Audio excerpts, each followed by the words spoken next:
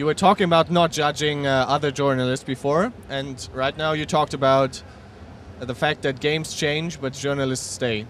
You are known to be vocal when it comes to expressing an opinion about certain choices made by tournament organizers, by teams. For example, you got the Esports Award for Kings Will Be Paupers, which was a look at all the tournaments. You are also known to be critical of some games. Word of walking is a very famous expression you like to use. Do you think it limits yourself in possible journalistic things you can do? If you ever had to do, like say, World of Warcraft kicks off big time, it's the only major title played, you still want to be a journalist. Do you think people would still give you an interview, although you kind of expressed, I don't really like your game? Well, the thing is, I like to think throughout the years I've been writing stuff, I have stayed honest. I say what I think. I say what I see. I mean, obviously it's my perspective, but I say how I think it is. And I think people respect that. I've criticized many people, I've criticized Fatality, I've criticized many players, and there are players who respect that, and they understand what I'm saying, understand my perspective. They don't necessarily agree, but they understand it, and we get along, even though I've criticized them here and there. There are obviously players that will not like what I wrote, or teams with that don't like what I wrote, but what can I say? It's just me. Yeah. Okay, and so let me put something in your mouth. Would you say, if you do have a well-argued point, it is not necessary to be neutral all the time? I rarely ever stay very neutral. I usually take a side, and obviously I look at a different perspective, especially over the years. In the beginning I was a little bit rough on teams, organizations, people, simply because I didn't have a wide enough perspective. Sometimes I saw things as too black or too white. Nowadays I do pick a side because everybody has an opinion.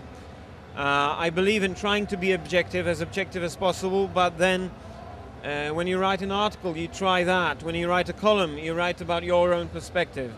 So I take my own perspective, I try to present it to people. Sometimes people think that I'm arrogant because I do that, but it's just a column. Everybody can write a column. It's not a problem. It's not like I think my opinion is better than anyone else's. I just present it. I have the forum for it, so why not? Objective journalism. I try to be, but I'm in a position where I actually should say less than I think, because I represent, or to some extent represent, SK Gaming, so it's difficult for me to speak about one subject or another, you can probably imagine. Yes. So that kind of ties my hands, but at the same time SK Gaming is probably the best platform out there for me to work on. So, you know, it's a trade-off. You've moved from being a freelance journalist to GGL, to SK Gaming, editor-in-chief now. Is this already a full-time job for you? Is this your career, or is it still something you do besides? I think you've studied. Are you still doing that? Let me tell you one thing.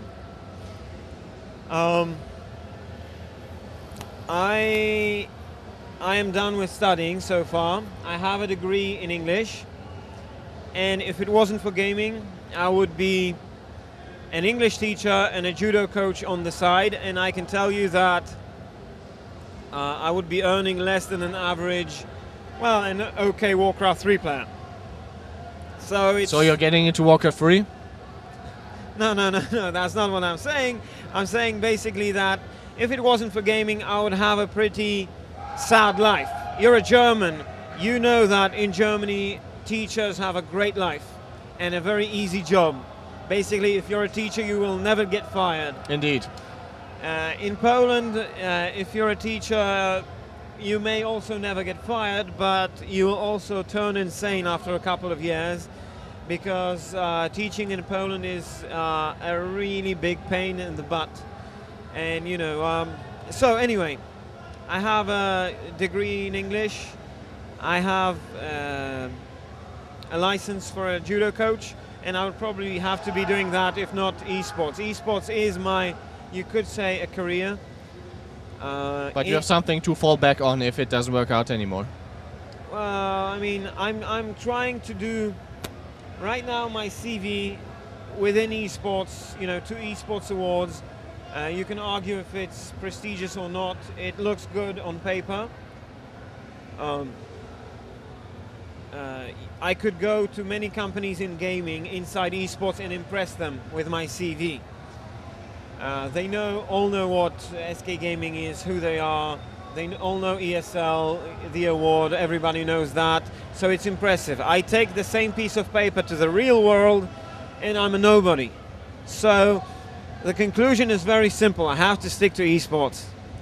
And could you also imagine moving on to tournament organization or running a multi-gaming team, something not connected to journalism? It's funny you should ask. I have always written columns, and my favorite aspect of my work is trying to figure out if this team or if this league does the right thing strategically. If they're doing the right thing, if they're picking the right players, if they're handling this situation well, if they're expanding at the right time in the right direction, if the rules are good, why the rules are good, why the rules are bad, all that kind of thing. You can, every second column I write is basically more or less about that. So I would like to try one day to see if, I judge that every time, but I haven't done it myself. A lot of the times I called it when it happened, before it happened, but writing something without putting anything on the line, without having to pay for something later, making a virtual decision is easy, but making a real decision, that's a challenge, and I always enjoy a challenge. So maybe one day. Okay, then let's come to Dubai a bit to finish this off. Probably here for the first time. Do you think esports fits in here? Do I think esports fits in here? Not so much this convention, but... Well, at this convention it looks very nice. I was actually very impressed with how it was set up. The last Extreme Masters events I went to Los Angeles last year, and the finals this year, and I see improvement. I really like the way the stage is set up, the way you guys produce the show. Does gaming belong in Dubai? I think gaming is a business. It has become a business, and from this perspective, you know what the answer will be. Where there's money, there's business. So gaming also. So by all means, it wants to be the capital of the world of tourism, all sorts of attractions. Why not esports? Most certainly. Why not? There is no reason why not. The only reason would be, the country doesn't have a good online infrastructure, blooming leagues, anything like that. But they do have LAN cables. Okay, so then just one final question. Will someone in Dubai get visited by Ushad?